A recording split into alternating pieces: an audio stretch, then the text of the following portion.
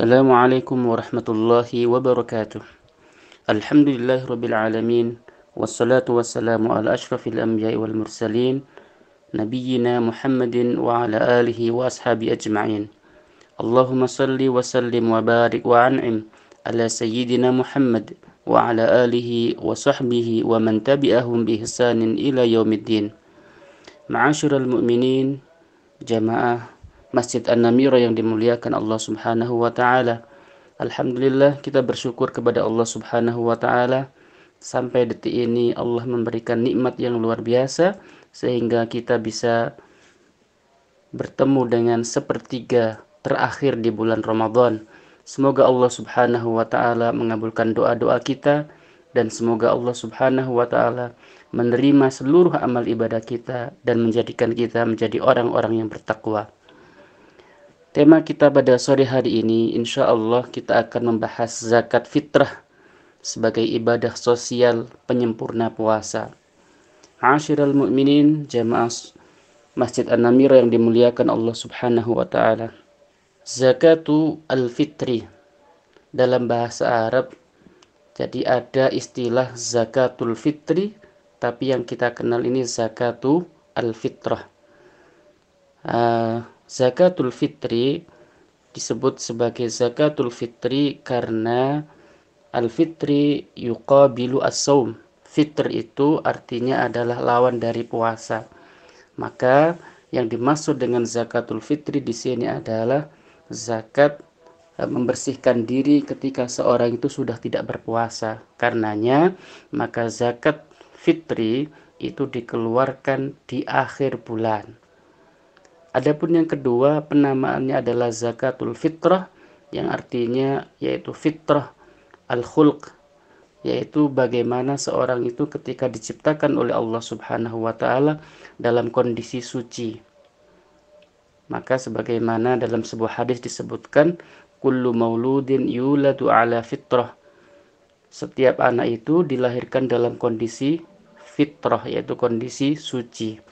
Nah, maka zakat fitrah ini maksudnya adalah sebagai zakatul jasad, zakat untuk mensucikan dan membersihkan diri kita dari segala macam sifat-sifat yang kotor atau hal-hal yang kita lakukan di dalam puasa sehingga kita keluar dari bulan Ramadan itu seperti yang diharapkan dalam sebuah hadis, kita keluar dalam bulan Ramadan seperti dilahirkan kembali oleh ibu kita, yaitu dalam kondisi suci. Sebagaimana maksud dan tujuan dari zakat fitrah itu disebutkan dalam sebuah hadis, tuhratul lis-shaim, untuk membersihkan orang-orang yang berpuasa. Jadi membersihkan orang-orang yang berpuasa dari sifat-sifat yang tercela, dari perbuatan-perbuatan yang tidak pantas yang dilakukan oleh orang yang berpuasa. Boleh jadi ketika kita berpuasa, mata kita tidak terjaga, lisan kita tidak terjaga, maka zakat fitrah itu berfungsi untuk membersihkan kesalahan-kesalahan kita tersebut. Dan yang kedua, fungsi daripada zakat fitrah itu adalah tu'matun lil masakin, untuk memberi makan kepada orang-orang miskin. Nah, inilah fungsi sebagai ibadah ijtimaiyah, ibadah sosial. Dalam sebuah hadis yang diriwayatkan oleh Ibnu Umar radhiyallahu anhu, beliau bersabda, anna Rasulullah sallallahu alaihi wasallam faradha zakatal fitri fi Ramadan 'alan nas sa'an min tamrin wa sa'an min sya'ir ala kulli hurrin aw 'abdin dzakarin aw untha minal muslimin. Hadis ini diriwayatkan oleh Bukhari dan Muslim, yang artinya Rasulullah sallallahu alaihi wasallam mewajibkan zakat fitrah dengan satu sok kurma atau satu sok gandum bagi hamba dan orang yang merdeka, bagi laki-laki dan perempuan, bagi anak-anak dan orang dewasa dari kaum muslimin. Beliau memerintahkan agar zakat tersebut ditunaikan sebelum manusia berangkat menuju salat Id. Muttafaqun alaih. Hadis ini diriwayatkan oleh Bukhari dan Muslim. Nah, ma'asyiral mu'minin, jamaah Masjid An-Namira yang dimuliakan Allah Subhanahu wa taala, maka dari hadis ini bisa difahami bahwasanya kewajiban zakat fitrah itu adalah fardhu ain, yaitu wajib bagi semua, bagi anak kecil, orang tua, dewasa, laki-laki, perempuan, semuanya wajib ketika ada label Islam di dadanya.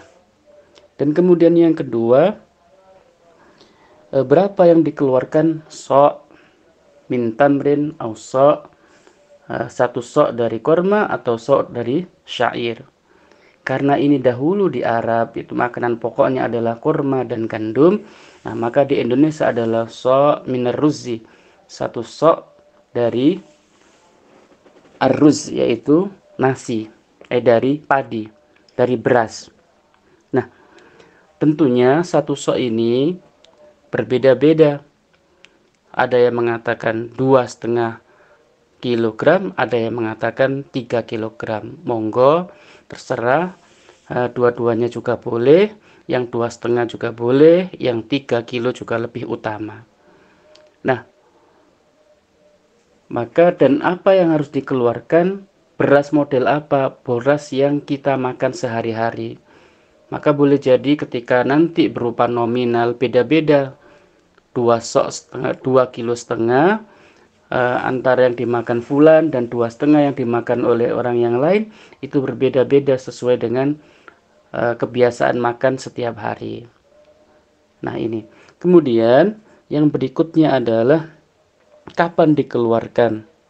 Nah, ma'asyiral mu'minin, jamaah Masjid An-Namirah yang dimuliakan oleh Allah Subhanahu wa taala, ada beberapa pendapat kapan bolehnya mengeluarkan zakat fitrah ini. Yang pertama, boleh mengeluarkan zakat fitrah itu mulai masuk bulan Ramadan sampai akhir bulan Ramadan. Nah, ini pendapat yang pertama. Kemudian yang kedua, wajib. Kapan wajibnya? Yaitu sejak terbenamnya matahari di akhir Ramadan, sampai akhir Ramadan itu selesai, yaitu sampai besok pagi. Dan kemudian yang ketiga, disunnahkan, yaitu setelah sholat subuh sampai sebelum sholat id, dan dibolehkan untuk diajukan 2 atau 3 hari sebelumnya. Ini terkait dengan kapan dikeluarkannya zakat fitrah tersebut. Nah, jamaah yang dirahmati Allah Subhanahu wa taala, terkait dengan hal itu, maka dalam kondisi sekarang ini, kondisi pandemi, dan kemudian ketika kita mengeluarkan sesuai dengan sunnahnya ba'da subuh, maka akan sangat merepotkan.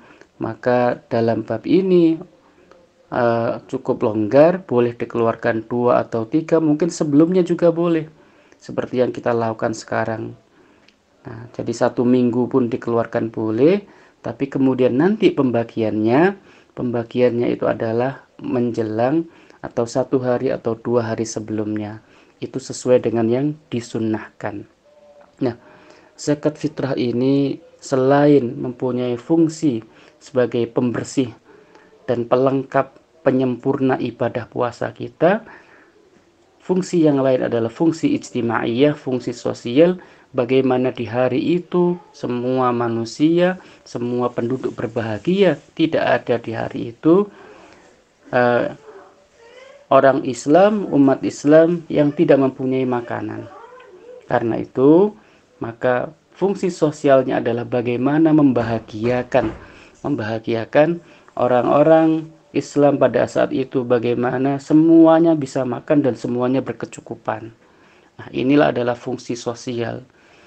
Jadi sebagai pembersih diri kita, dan juga bagaimana kita saling ta'awun, perhatian kepada saudara-saudara kita.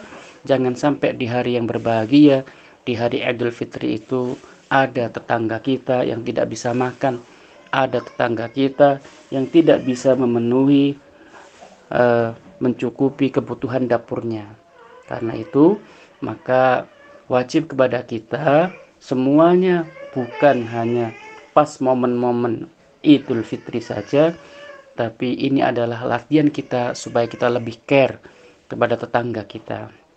Semoga Allah Subhanahu wa taala menerima amal ibadah kita, Semoga Allah Subhanahu wa taala memberikan kekuatan kepada kita untuk bisa mengamalkan apa yang diperintahkan Allah dan Rasul-Nya, dan menjadikan kita orang-orang yang bertakwa sehingga kita keluar dari bulan Ramadan menjadi orang-orang yang bersih dari dosa, seperti bayi yang dilahirkan di hari itu fitrah suci tanpa dosa.